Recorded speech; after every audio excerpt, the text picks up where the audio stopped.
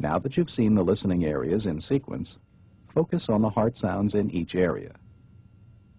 S2 is usually louder than S1 in the aortic area.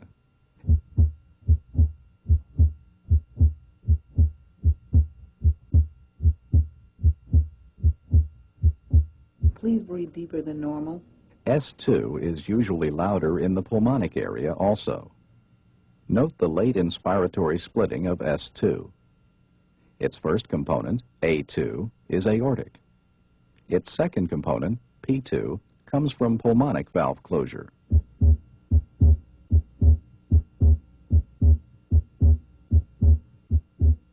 In the left third interspace, both A2 and P2 may be heard again.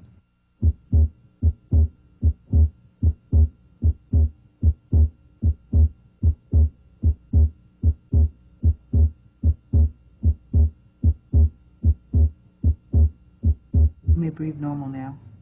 S2 usually diminishes in intensity as you proceed down the left sternal border. Meanwhile, S1 usually gets a little louder.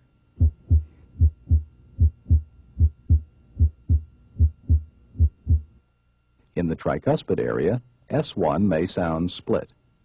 Its softer second component comes from closure of the tricuspid valve.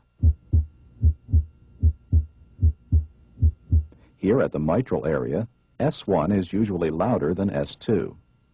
It comes from closure of the mitral valve.